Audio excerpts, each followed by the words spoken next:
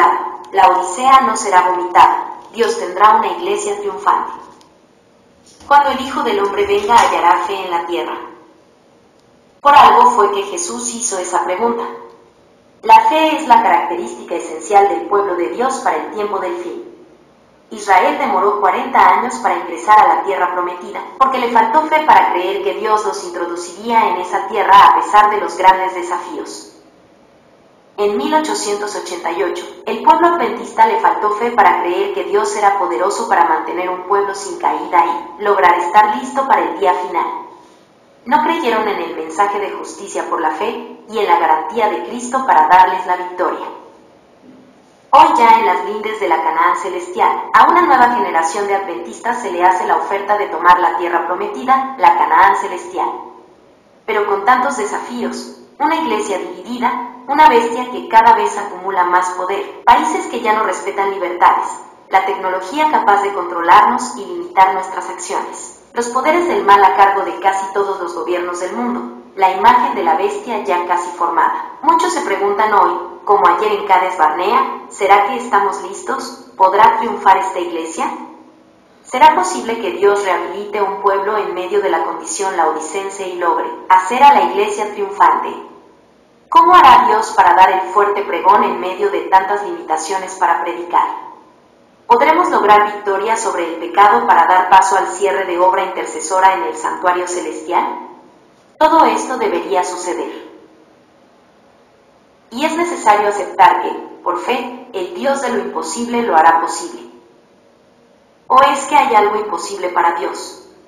La palabra de Dios dice, yo soy el Señor, el Dios de todos los seres humanos. ¿Es que hay algo imposible para mí? Jeremías 32, 27. ¿Hay algo demasiado difícil para el Señor? Volveré a ti al tiempo señalado, por este tiempo el año próximo, y Sara tendrá un hijo. Génesis 18, 14. Pero Jesús, mirándolos, les dijo, para los hombres eso es imposible, pero para Dios todo es posible. Mateo 19, 26. A partir de hoy compartiremos una serie de sermones para iniciar a reflexionar sobre lo que debe hacer el pueblo de Dios en estas épocas cuando nos encontramos en las fronteras de la Canaán celestial. 2 generaciones han fracasado en entrar a la tierra prometida en su primer intento. La promesa de Dios y mi fe en Él es que Dios tendrá un pueblo ahora en esta generación que sí entrará en tierra prometida en el primer intento. Hoy vamos a analizar los 2 intentos anteriores. Vamos a reflexionar sobre la crisis de Cades Barnea y extraer lecciones para nuestra vida. Tal como dice Pablo, porque las cosas que se escribieron antes, para nuestra enseñanza se escribieron, a fin de que, por la paciencia y la consolación de las Escrituras, tengamos esperanza. Crisis en Cades Barnea. Llegó el tiempo cuando Dios dijo a su pueblo, bastante ya hemos acampado en este desierto. Levantémonos y vámonos a Canaán. La noticia cundió como reguero de pólvora entre el campamento de las huestes de Israel. Vamos a Canaán, vamos a Canaán. Ya pronto estaremos en Canaán. El pueblo, siguiendo las instrucciones de Moisés, levantó el campamento y en solamente 11 días desde Horeb hasta la frontera misma de Canaán llegaron a Cades Barnea. ¡Qué alegría la perspectiva de estar en poquito tiempo más en la tierra prometida! Había gozo, había algazara en el pueblo. Ya se acercaba Canaán, ya estaban en la frontera misma, el último pueblito, o sea, el último pueblo al sur de Canaán. Unas pequeñas poblaciones, incluso hoy en día no son más que unas casas cuando uno visita, y más adelante la tierra prometida, la frontera. Y ahora el pueblo acampa en lo que estaba planificado para ser el último campamento en el desierto. En los planes de Dios entrarían a poseer la tierra. La historia la relata el profeta Moisés, haciendo memoria de lo que había sucedido en el libro de Deuteronomio, en el capítulo 1. Dice el versículo 19: y salidos de Horeb, anduvimos todo aquel grande y terrible desierto que habéis visto, por el camino del monte del Amorreo, como Jehová nuestro Dios nos lo mandó, y llegamos hasta Cades Barnea. Y entonces dije: habéis llegado al monte del Amorreo, el cual Jehová nuestro Dios nos da. Mira, Jehová tu Dios te ha entregado la tierra. Sube y toma posesión de ella, como Jehová el Dios de tus padres te ha dicho. No temas ni desmayes. La orden de Dios era: subid, entrad, tomad posesión de la tierra, porque os la he entregado en vuestras manos. En el plan de Dios no había más dilación. Adelante, a entrar y tomar la tierra.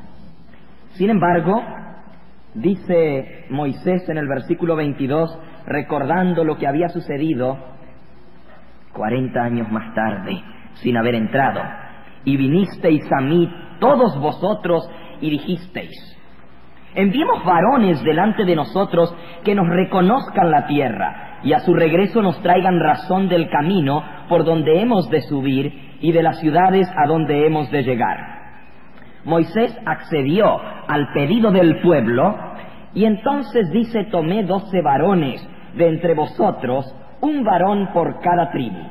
Y se encaminaron y subieron al monte y llegaron hasta el valle de Escol y reconocieron la tierra. La historia de la misión de los 12 espías está registrada también en el libro de Números, en el capítulo 13. Números capítulo 13. Esta mañana estudiamos el capítulo 11. Les invito a que estudien lo que sucede cuando el pueblo de Dios murmura contra el profeta de Dios en el capítulo 12. No lo vamos a estudiar nosotros, pero vean lo que sucede cuando el pueblo de Dios murmura en contra del dirigente de Dios y el profeta de Dios. En el capítulo 13, entonces, la misión de los 12 espías. Y aquí se nos relata, se nos da los nombres de cada uno de estos hombres. Y entonces, en el versículo 17, está el relato de cómo Moisés los envía a que reconozcan la tierra. Y en el versículo 23 nos cuenta qué es lo que hicieron. Llegaron hasta al arroyo de Escol, y de allí cortaron un sarmiento con un racimo de uvas, el cual trajeron 12 en un palo, y de las granadas y de los higos, y se llamó el lugar aquel Valle de Escol. Escol quiere decir racimo, porque el racimo que cortaron de allí los hijos de Israel, de allí venía. Y volvieron de reconocer la tierra al fin de 40 días. No hacía falta enviar los espías. ¿Para qué? Dios ya les había dicho cómo era la tierra, y les había dado la orden: entrar y tomar posesión de ella. Pero por instigación del pueblo se enviaron los espías. El regreso fue más algarabía que la salida. Cuando vieron a esos hombres venir de lejos, y el pueblo se asomaba y miraba, y no podían dar crédito a lo que veía, se juntó la muchedumbre alrededor de los 12 espías, y lo que veían los maravillaba. Para cargar el racimo de uvas del Escol se necesitaron 2 hombres, cargándolo al hombro de tan grande que era ese racimo. ¡Oh, la tierra era buena y abundante! Lo que Dios había prometido era verdad. Y entonces el pueblo hizo silencio para escuchar el informe de los 12 espías. Dice el versículo 26: y vinieron a Moisés y a Aarón y a toda la congregación de los hijos de Israel en el desierto de Param en Cades, y dieron la información a ellos y a toda la congregación, y les mostraron el fruto de la tierra, y les contaron diciendo: nosotros llegamos a la tierra a la cual nos enviaste, la que ciertamente fluye leche y miel, y este es el fruto de ella. Mas el pueblo que habita en aquella tierra es fuerte, y las ciudades muy grandes y fortificadas. Y también vimos allí a los hijos de Anac. Amalek habita en el Negev, y el Eteo y el Jebuseo y el Amorreo habitan en el monte, y el Cananeo habita junto al mar, a la ribera del Jordán.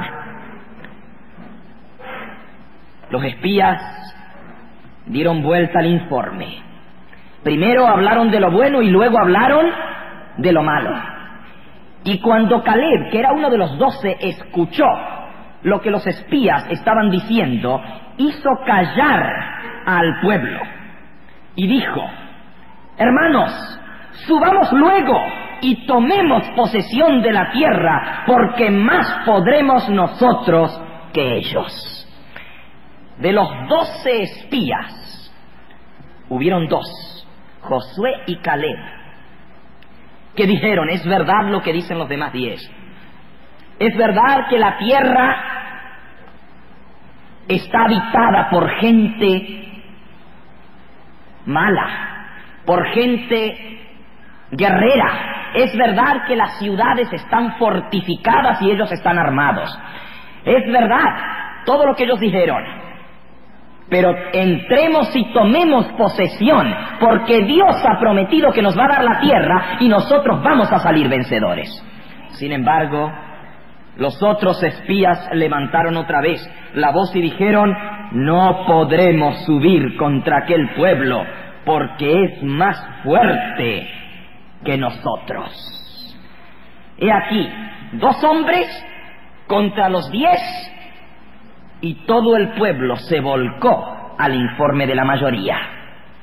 Si ustedes leen el capítulo 14, es el capítulo de llanto y lloro. Dice: toda la congregación gritó y dio voces, y el pueblo lloró toda la noche. Y se quejaron contra Moisés y contra Aarón todos los hijos de Israel. Y les dijo toda la multitud: ojalá muriéramos en la tierra de Egipto, o en este desierto, ojalá muriéramos. ¿Y por qué nos trae Jehová esta tierra para caer a espada, y que nuestras mujeres y nuestros niños sean por presa? ¿No sería mejor que volvamos a Egipto? Y decían el uno al otro: designemos un capitán y volvámonos a Egipto. Y Josué, hijo de Nun, y Caleb, hijo de Jefone, que eran de los que habían reconocido la tierra, rompieron sus vestidos y hablaron a toda la congregación de los hijos de Israel, diciendo: la tierra por donde pasamos para reconocerla es tierra en gran manera buena. Si Jehová se agradare de nosotros, Él nos llevará a esta tierra y nos la entregará, tierra que fluye leche y miel. Por tanto, no seáis rebeldes contra Jehová, no temáis al pueblo de esta tierra, porque nosotros los comeremos como pan. Su amparo se ha apartado de ellos, y con nosotros está Jehová, no temáis. ¿Creen ustedes que el discurso de Josué y Caleb surtió efecto? ¡Ah, claro que surtió efecto! El versículo que sigue dice: toda la congregación y la multitud decidió apedrearlos. Tremendo efecto surtió. Decidieron apedrearlos. Y la gloria de Jehová se mostró en el tabernáculo de reunión a todos los hijos de Israel. Si Dios no interviene, les quitan la vida a los 2 mensajeros del Señor. Historia triste. Les invito a que lean el resto del capítulo, que lo estudien, y que en Patriarcas y Profetas lean el capítulo 34, los 12 espías.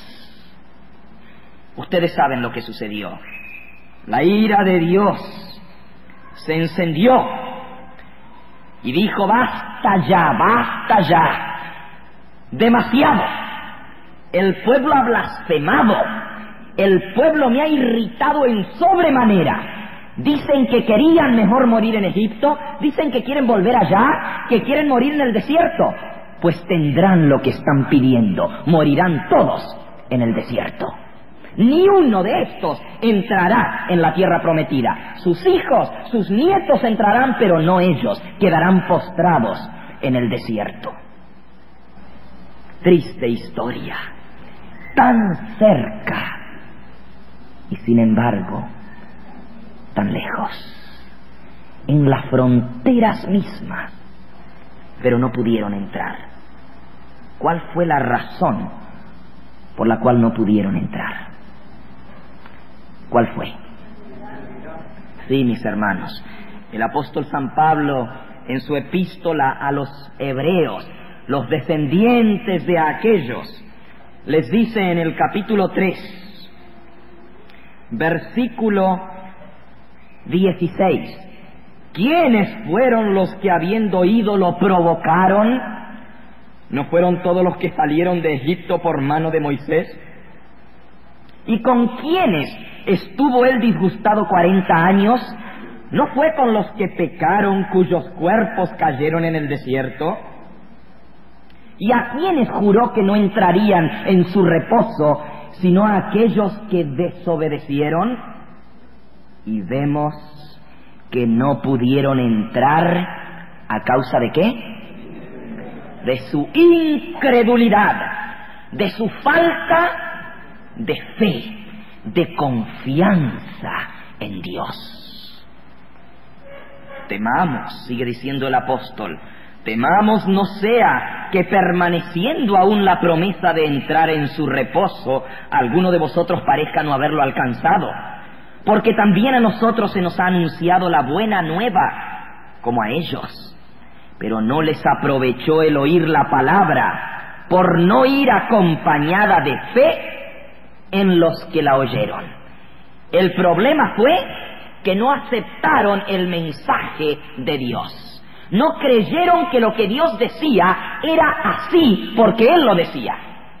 Falta de fe. Y esa falta de fe trajo como resultado la tragedia más grande del movimiento del Éxodo. De vuelta al desierto. Ahora, mis hermanos, tuvo el movimiento adventista una situación similar. Tuvo el movimiento adventista que Dios sacó en la fecha exacta de Babilonia, el movimiento profético. Tuvo el movimiento adventista su Cades Barnea. ¿Cómo y cuándo? De ese se trata el tema de esta noche. Hubo un momento, queridos hermanos, en que el pueblo de Dios, después que Dios los sacó de Egipto, no los llevó de inmediato a Canaán, los llevó al pie del monte Sinaí. De igual manera, el movimiento adventista salió de Babilonia en el año 1844, según lo indicaba la profecía exacta. Dios los llevó al pie del monte Sinaí, les dio su ley, les dio la verdad del sábado, les dio la verdad del santuario, la verdad de la intercesión de Cristo en el santuario celestial, les dio la verdad del juicio investigador y tantas otras verdades en preparación para la entrada a Canaán. Y luego que el pueblo de Israel había recibido toda la verdad de Dios, entonces Dios dijo, ahora sí, les voy a dar el mensaje final que va a preparar al pueblo para la entrada en la Canaán terrenal. Y esto sucedió, hermanos, en una reunión de la Asociación General, en un congreso mundial celebrado en el estado de Minnesota, en la ciudad de Minneapolis. ¿En qué año? En el año 1888. Si 1844 es fecha crucial en la historia del movimiento adventista, fecha cumbre, también 1888, para los estudiosos de la palabra de Dios, para los estudiosos del espíritu de profecía y de la historia del pueblo de Dios, el año 1888 es de suma importancia. ¿Qué sucedió en ese año? En esa reunión del Congreso, antes del Congreso hubo una reunión o un concilio ministerial. En ese concilio ministerial 2 pastores dieron un mensaje a toda la iglesia reunida y a todos los pastores del movimiento adventista. Ese mensaje, diría más tarde Elena de White, era el mensaje que Dios había enviado del cielo para preparar a su pueblo para entrar en la Canaán celestial. Describiendo el suceso que acaeció en esa oportunidad, Elena de White dijo, un año más tarde, que en Minneapolis el mensaje que Dios envió había sido el inicio, escuchen bien, el inicio de la lluvia tardía, del refrigerio de la presencia de Dios. Dijo que en 1888 comenzó la lluvia tardía y el fuerte pregón del tercer ángel. El pregón que anunciaba que la venida de Cristo ya estaba a las mismas puertas. Desde años antes, la pluma inspirada había comenzado a decir, nos encontramos en las fronteras mismas de la Canaán celestial, estamos a las puertas de la eternidad. Dios anhela que su pueblo se prepare para entrar en la Canaán. Y en este congreso, el mensaje que se predicó, mis hermanos, fue el siguiente. Vean la relación. Se levantaron 2 mensajeros, al igual que los 2 espías de antaño. El nombre de esos mensajeros fue el pastor Wagoner y el pastor Jones. En Testimonios para Ministros, la página 91 y la 92, Elena de White escribió, en su gran misericordia, el Señor envió un preciosísimo mensaje a su pueblo por medio de los pastores Wagoner y Jones. Este mensaje tenía que presentar en forma más destacada ante el mundo al sublime Salvador, el sacrificio por los pecados del mundo entero. Presentaba, y ahora escuchen cuál era el mensaje, la justificación por la fe en el garante. Invitaba a la gente a recibir la justicia de Cristo, que se manifiesta en la obediencia a todos los mandamientos de Dios. Muchos habían perdido de vista a Jesús.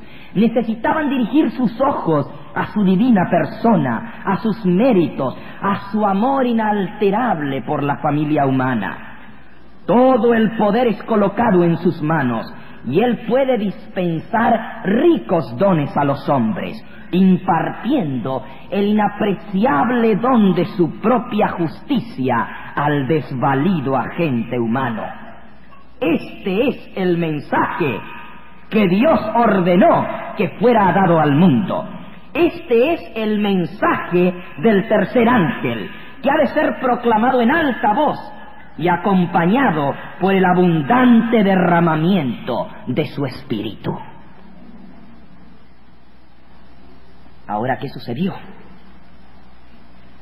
Este mensaje, Elena de White escribió, era el mensaje de la lluvia tardía y habría cumplido la profecía de Apocalipsis 18:1, ese mensaje a que alumbra a toda la tierra con su gloria. Vean ustedes lo que escribió la pluma inspirada sobre ese mensaje específicamente. ¿Qué fue lo que indicaba este mensaje y por qué era tan importante para el pueblo de Dios?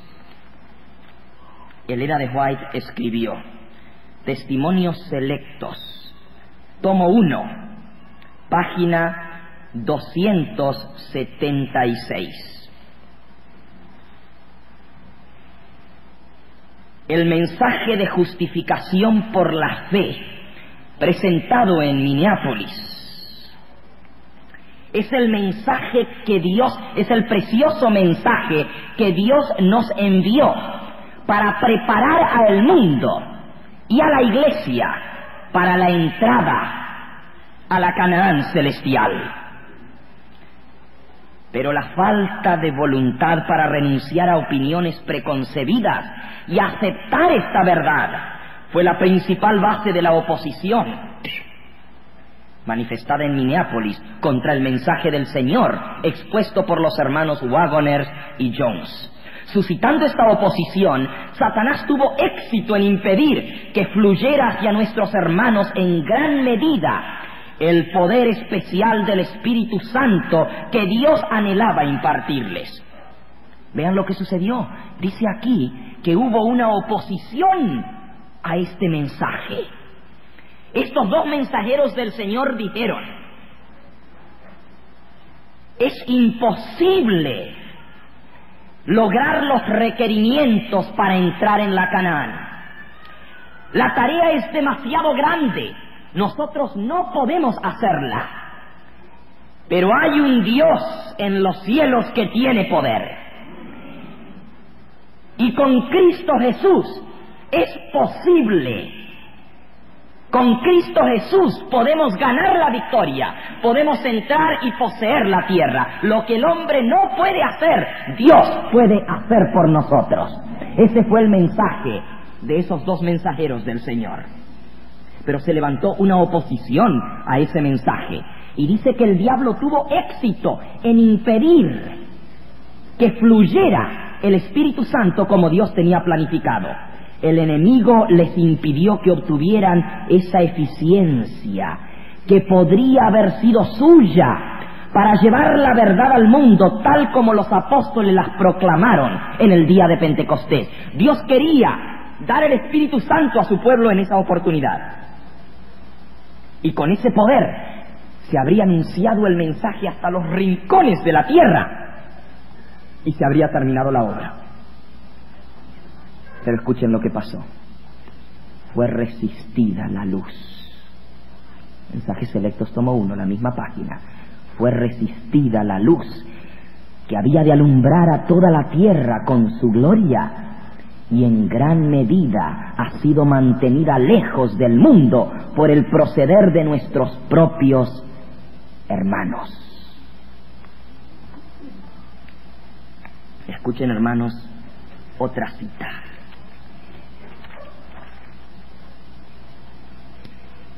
El boletín de la Conferencia General en 1893, 4 años después de esta reunión, estaba predicando el pastor Jones. Y entonces él citó un comentario de Elena de White que se encuentra en Mensajes Selectos, tomo 1, página 425. Y lo leyó a la congregación reunida, el mismo pastor Jones. Dice así el comentario de Elena de White: el tiempo de prueba está precisamente delante de nosotros, pues el fuerte pregón del tercer ángel ya ha comenzado en la revelación de la justicia de Cristo, el Redentor que perdona los pecados. Este es el comienzo de la luz del ángel cuya gloria llenará toda la tierra. Y entonces el pastor Jones preguntó a la congregación: hermanos, ¿cuándo fue que se comenzó a predicar ese mensaje de la justicia de Cristo entre nosotros como pueblo? Y se escucha en la congregación, todo esto está registrado en el boletín de la Conferencia General de 1893. Voces de la congregación dicen: hace 3 o 4 años. El pastor Jones pregunta: ¿hace 3 o 4 años? Y la congregación entera responde: 4. 1888. Sí, responde el pastor, 4. ¿Y dónde fue? Y la congregación responde: en Minneapolis. ¿Y qué fue lo que los hermanos rechazaron en Minneapolis?, pregunta el pastor Jones. Y la congregación responde: fue el fuerte pregón. Y el pastor Jones pregunta: ¿y qué es el fuerte pregón? Y la congregación responde: el mensaje de justificación por la fe. Y el pastor Jones dice: el testimonio de Dios nos ha dicho lo que es el fuerte pregón. El fuerte pregón es la lluvia tardía. Entonces, lo que fue rechazado por los hermanos que tomaron esa peligrosa posición de oposición rechazaron en Minneapolis la lluvia tardía, el fuerte pregón del mensaje del tercer ángel. Ahora, mis hermanos, esta historia es sumamente triste. Tengo aquí una compilación de citas donde se estudia lo que sucedió en 1888. Les voy a leer una o dos más para que ustedes comprendan la magnitud del Cades Barnea que tuvo la Iglesia Adventista. Testimonios para Ministros, otra vez, página 401. La luz ha sido dada una y otra vez, pero nuestro propio pueblo se opone a la obra de Dios, rechazando la luz de la verdad acerca de la justicia de Cristo por la fe. Esto debían ellos haberlo recibido y haberlo hecho resonar con el corazón, la voz y la pluma, porque es su única eficiencia. Debían haber trabajado bajo los dictados del Espíritu Santo para dar la luz a los demás. De haberlo hecho, ya estaríamos viendo los resultados del fuerte pregón de la lluvia tardía. Vean otra cita, escrita también, Testimonios Selectos, tomo 1, página 276. El enemigo impidió al pueblo de Minneapolis que obtuvieran esa eficiencia que pudiera haber sido suya para llevar la verdad al mundo, tal como los apóstoles la proclamaron después del día de Pentecostés. El pueblo de Dios se opuso a la luz enviada por Dios. Ahora, mis hermanos, la historia es triste. ¿Qué fue el mensaje de 1888 de justificación por la fe, a lo cual se opusieron los de aquella época? Y tengo, mis hermanos, otras citas muy claras donde la sierva de Dios dice que los dirigentes de la obra, los dirigentes de la iglesia en esa época, junto con muchos hermanos, se unieron en esta oposición. ¿Y saben lo que comenzaron a hacer? Está todo aquí en las citas del Espíritu de Profecía. Comenzaron a perseguir a los mensajeros de Dios, a Waggoner y a Jones. Igual que en la antigüedad quisieron apedrear a los mensajeros de Dios, de igual manera comenzaron a perseguir, a impedirles que se predique esa verdad. Elena de White escribió mensajes duros en esa época, en contra de aquellos que se oponían al mensaje de la justificación por la fe. ¿Qué era ese mensaje?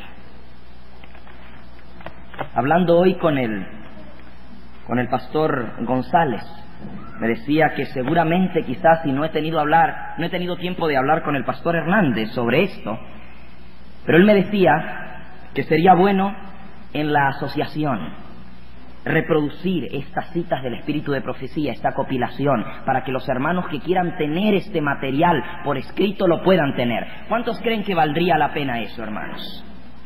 Muy bien, vamos a ver si podemos dejarles aquí una copia con el pastor Hernández para que esto pueda quedar en las manos de ustedes. Vean lo que contiene esta compilación. Hay una sección, la primera, que se titula ¿qué es la justificación por la fe? La segunda parte, ¿qué es el mensaje de 1888? ¿Cómo fue predicado entonces? Y luego, ¿qué fue lo que se rechazó en 1888? Para que comprendamos claramente. ¿Por qué yo menciono todo esto, hermanos? No es para acusar a nuestros hermanos de aquella época, sino porque hay algo más grave todavía. Mis hermanos, lo que se rechazó en 1888 en el mensaje de justificación por la fe es algo que está comenzando a resurgir en nuestro medio. Y el mensaje espurio de justificación por la fe está comenzando nuevamente a minar las filas del pueblo de Dios. Quisiera ahora compartir con ustedes. Escuchen. En el futuro, los engaños de Satanás asumirán nuevas formas. Falsas teorías, revestidas con mantos de luz, se presentarán al pueblo de Dios. Nuevas ideas sobre el mensaje del tercer ángel. Nuevas presentaciones sobre la justificación por la fe serán introducidas en el pueblo de Dios, y Satanás tratará de engañar, si fuera posible, aún a los escogidos. Eso se escribió en la Review and Herald el 13 de octubre de 1904. Testimonios selectos, tomo 1, página 142. Tenemos mucho más que temer de enemigos internos que de enemigos externos en el pueblo de Dios. Y ahora escuchen, Testimonios para Ministros, página 409. Albergue al engañador y al testigo falso, una iglesia que ha tenido gran luz, gran evidencia, y esa iglesia desechará el mensaje que el Señor ha enviado sobre justificación por la fe y recibirá los más irrazonables acertos, falsas suposiciones y falsas teorías. Muchos, hermanos, esto no lo estoy inventando yo. Testimonios para Ministros, página 409.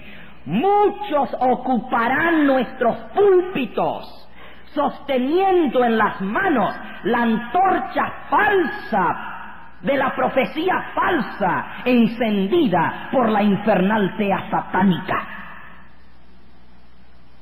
Esta última cita se escribió en 1897 y el contexto de esa sección de Testimonios para Ministros dice: a los obreros de Dios, es el título, se refiere a la oposición del mensaje de 1888. Específicamente, dice ella en la página 413, en la misma sección: estas personas que han rechazado la luz del mensaje de justificación por la fe permanecerán en la aridez como desiertos donde no fluyen aguas refrescantes. Y dando vuelta a la página 414, la purificación y la limpieza pasarán seguramente por cada una de las iglesias de nuestro país, que han tenido grandes oportunidades y privilegios y los han despreciado. El zarandeo vendría. Hay una cita, hermanos, que cuando la leo me hace temblar. Siempre cuando hablamos del zarandeo, pensamos que el zarandeo tendrá relación con la ley dominical. Pensamos que tendrá que ver con el momento final del pueblo de Dios. Pero en Primeros Escritos, página 270, la sierva de Dios dice: pregunté cuál era el significado del zarandeo que yo había visto, y se me mostró que lo motivaría el testimonio directo que exige el consejo que el testigo fiel dio a la iglesia de la Odisea. Ahora, el zarandeo será motivado, dice aquí, por el testimonio directo que exige el consejo que da el testigo fiel. Veamos, el consejo que da el testigo fiel a la iglesia de la Odisea. Esta es mi iglesia, es tu iglesia. Apocalipsis, capítulo 3. El mensaje ustedes lo conocen: no eres frío ni caliente. Pero el consejo está en el versículo 18. Por tanto, yo te aconsejo que de mí compres oro refinado en fuego para que seas rico, y vestiduras blancas para vestirte, y que no se descubra la vergüenza de tu desnudez, y unge tus ojos con colirio para que veas. Yo reprendo y castigo a todos los que amo. Sé pues celoso y arrepiéntete. El consejo es que de mí compres oro refinado en fuego y vestiduras blancas. ¿Y qué son las vestiduras blancas, hermano? La justicia de Cristo. Algunos, dice, no soportarán este testimonio directo, sino que se levantarán en contra de él, y esto es lo que causará un zarandeo del pueblo de Dios. Si ustedes quieren leer lo que constituye el testimonio del testigo fiel a la iglesia de la Odisea, lean en Joyas de los Testimonios, en el tomo 1, la página 65 y 66. Ahora, hemos interpretado esta reacción contra el testimonio directo de distintas maneras, pero yo quiero leerles ahora una cita que va a abrir los ojos a algunos de ustedes. El Espíritu de Dios ha iluminado toda página de la Sagrada Escritura, pero hay personas sobre las cuales esta hace poca impresión, porque es imperfectamente comprendida. Tuercen la Escritura para su propia perdición.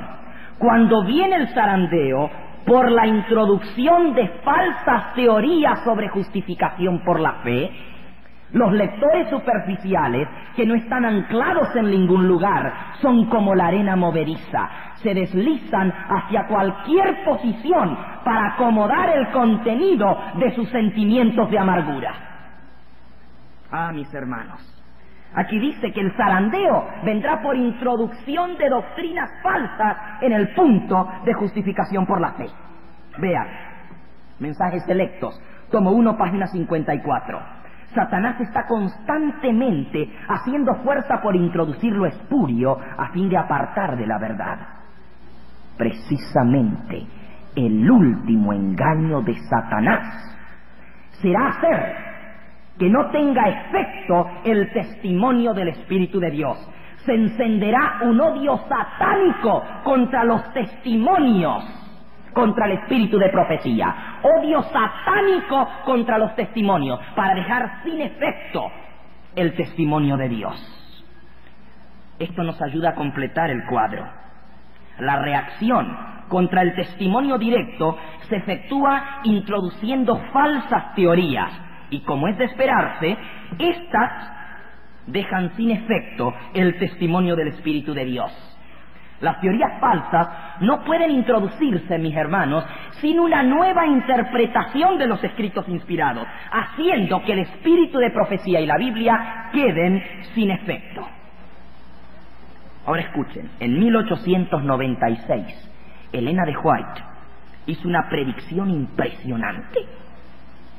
Se relaciona con esto. Hablando de nuestra misión de llevar el mensaje del tercer ángel al mundo entero, ella dice: una nueva vida está viniendo del cielo y posesionándose de todo el pueblo de Dios. Pero en la iglesia ocurrirán divisiones.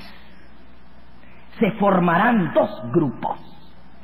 El trigo y la cizaña crecerán juntos hasta el momento de la cosecha. La obra se intensificará y se tornará más activa hasta el mismo fin del tiempo, y todos los que trabajan junto con Dios contenderán fervorosamente por la fe que una vez fue dada a los santos. No se apartarán del mensaje para este tiempo, que ya está iluminando la tierra con su gloria. Mensajes Selectos, tomo 2, página 130.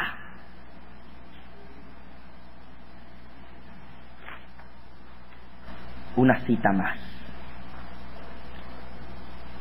Escúchenla con mucho detenimiento, hermanos. Esta es una joya que he encontrado en unos libros del espíritu de profecía que han salido hace poco. Son 2 tomos, todavía no están en español. ¿Cómo se llaman esos tomos que salieron hace poco? Son 2 tomos y no están en español. Se llaman Mind, Character and Personality, libros del espíritu de profecía. Allí en la página 42 del segundo volumen encontré esta cita que me hizo abrir los ojos. Escuchen: cargo un gran peso sobre mi alma. Es la sierva de Dios escribiendo, viendo el futuro. Cargo un gran peso sobre mi alma. porque sé lo que nos espera. Todo engaño concebible se presionará sobre aquellos que no tienen una conexión diaria y viviente con Dios.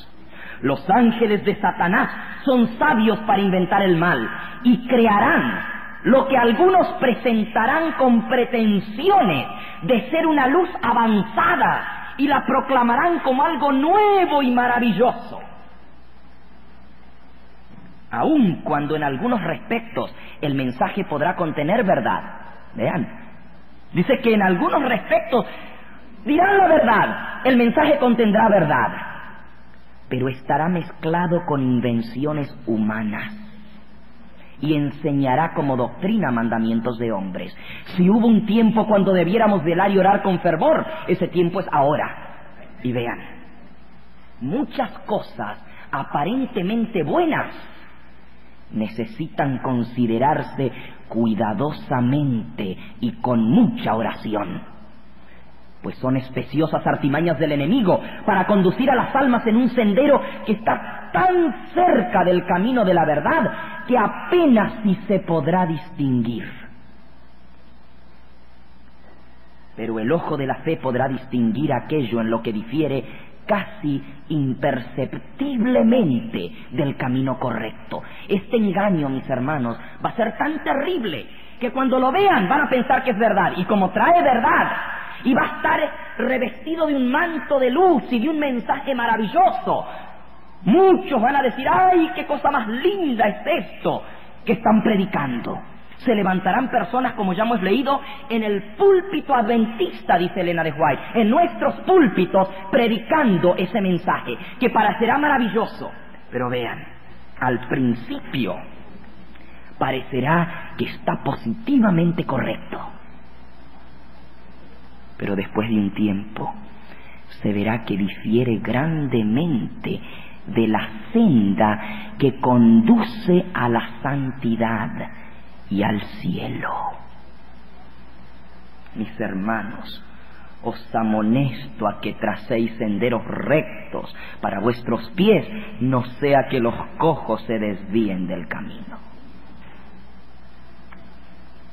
¿Cuál es este mensaje que parece tan cerca de la verdad y sin embargo contiene error? ¿Qué es la justificación por la fe?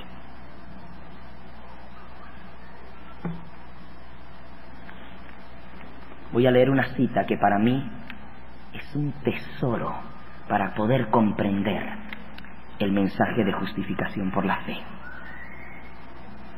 La justicia por la cual somos justificados es imputada. La justicia por la cual somos santificados es impartida. La primera es nuestro derecho al cielo. La segunda es nuestra idoneidad para el cielo. Mensajes para los jóvenes, página 32. Esta cita deja en claro que la justicia impartida es esencial para el cielo, pero no da mérito al creyente. Es solamente la idoneidad del creyente para el cielo. Y vean ahora del deseado, página 267. El corazón orgulloso lucha para ganar la salvación, pero tanto nuestro derecho como nuestra idoneidad para Él se hallan en la justicia de Cristo. ¿Saben cuánto yo entendí este asunto claramente, hermanos? Cuando leí el capítulo que ha llegado a ser, si no el capítulo favorito, está muy cerquita de allí, de los escritos del Espíritu de Profecía, el capítulo del libro Hechos de los Apóstoles, titulado Transformado por su gracia. Allí yo descubrí esa luz que comenzó a brillar en mi vida, que me ayudaba a comprender lo que era la justificación por la fe. Allí descubrí que tanto la justicia imputada como la justicia impartida son dadas por Cristo al creyente por la fe en Él. Tanto la justificación como la santificación son esenciales, porque sin la justificación nadie entra al cielo, y sin la santificación ninguno verá al Señor. Buscad la paz y la santidad, sin la cual nadie verá al Señor. Pero tanto lo primero como lo segundo son dones de Cristo, que Él nos los da por la fe en Él. Ahora, mis hermanos, este nuevo mensaje de justificación por la fe, que hace nula la palabra de Dios y que deja sin efecto el espíritu de profecía, dice que una cosa es justicia por la fe y otra cosa es santificación. Y que la justicia por la fe no tiene nada que ver con lo que sucede en mí. Es totalmente aparte de mí. Es lo que Cristo hizo por mí, afuera de mí, y no lo que Él hace en mí.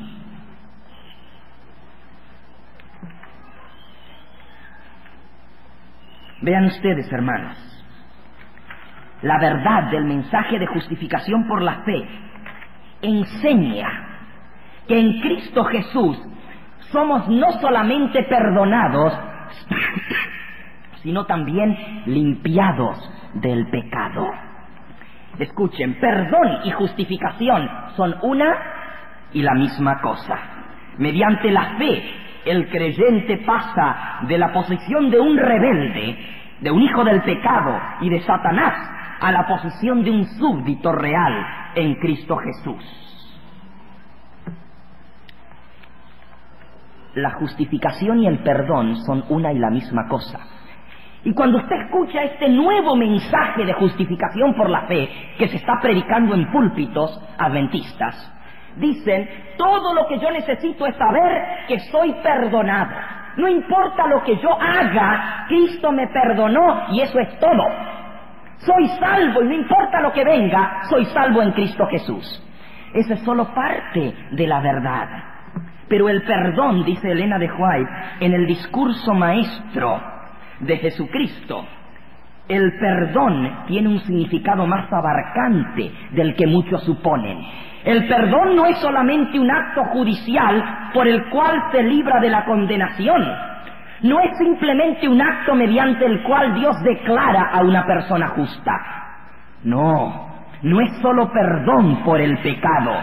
También es redención del pecado, es transformación, es cambio del carácter, haciéndolo semejante a Cristo Jesús. Es la efusión del amor redentor que transforma el corazón. David tenía el verdadero concepto del perdón cuando oró: crea en mí, oh Dios, un corazón limpio, renueva un espíritu recto dentro de mí. Sí, mis hermanos, el mensaje de justificación por la fe es el mensaje del tercer ángel, en verdad. Es el mensaje de Dios. Pero es un mensaje completo que nos habla de la redención entera del ser humano. Vean lo que dice la sierva de Dios en esa cita que les leí al principio. En su gran misericordia, el Señor envió un preciosísimo mensaje a su pueblo por medio de los pastores Waggoner y Jones. Este mensaje presentaba en forma más destacada al sublime Salvador, el sacrificio por los pecados del mundo. Presentaba la justificación por la fe en el garante. Invitaba a la gente a recibir la justicia de Cristo, que se manifiesta en la obediencia a todos los mandamientos de Dios. Ese es el mensaje de justificación por la fe, no un mensaje protestante apóstata que dice: Cristo me salvó, al diablo con la ley. Cristo me salvó, ya yo no tengo que hacer nada porque ya yo soy salvo, no tengo que guardar la ley ni los mandamientos porque eso no hace falta, porque ya soy salvo. Ese mensaje nunca fue el mensaje de la Iglesia Adventista y nunca lo será, mis hermanos. El mensaje de justificación por la fe es aquel que dice: yo no puedo, pero Dios sí puede. No podemos entrar a tomar Canaán, Es imposible, humanamente posible, humanamente hablando, es imposible guardar la ley de Dios. Pero en Cristo todo es posible. Entremos y tomemos posesión de la tierra prometida. En Cristo, en su justicia, Él morando en mí, me lleva a la plena obediencia a su ley. Aquel que dice que la ley de Dios no se puede guardar en esta tierra hasta que seamos transformados. Aquel que dice que solo cuando venga Cristo y nos transforme, entonces vamos a poder obedecerle, está tomando lados con el engañador y el embustero Satanás, que dice que el hombre no puede guardar la ley de Dios. Cristo vino a esta tierra a vivir una vida de perfecta obediencia a la ley de Dios. Y por su gracia y su poder, no solamente nos pone su vida de perfecta justicia a nuestra cuenta, sino nos imparte su Espíritu Santo para llevarnos a obedecer todos los requerimientos de su santa ley. Mis hermanos, levantémonos con este mensaje de Dios que puede transformar nuestra vida. Quitemos el orgullo de nuestro corazón, digámosle: Señor, yo no puedo, pero haz tu obra en mí. Entra en mi corazón. Con Cristo estoy juntamente crucificado. Ya no vivo yo, mas vive Cristo en mí. Y cuando Cristo vive en mí, lo que ahora lo hago en la carne, lo hago en la fe del Hijo de Dios, el cual me amó y se entregó a sí mismo por mí. Cuando Cristo vive en el corazón del hombre, Cristo lo lleva a obedecer los requerimientos de su ley. Aquí está la paciencia de los santos, los que guardan los mandamientos de Dios y tienen la fe del Señor Jesús. La fe que da victoria, la fe que da poder, la fe que le faltó al pueblo de Israel para entrar en la Canaán terrenal. Por fe se quedaron, por fe no pudieron entrar. Mi hermano, ¿tendrás tú la fe de Jesús que te lleve a aceptarle como único Salvador y Señor en tu vida, a que tome control de tu existencia y te lleve por la fe a vivir una vida de obediencia a Él? Levantémonos ante las doctrinas falsas que quieren infiltrar el pueblo de Dios. No permitamos que se repita el Cades Barnea en el pueblo de Dios moderno. No permitamos que otra vez se enseñe algo que no está de acuerdo con el mensaje que Cristo y que los apóstoles predicaron. Acércate de todo corazón a Dios en esta hora y pídele a Dios la sabiduría necesaria y la fe necesaria para creer que en Cristo todo es posible. Que el Señor te bendiga.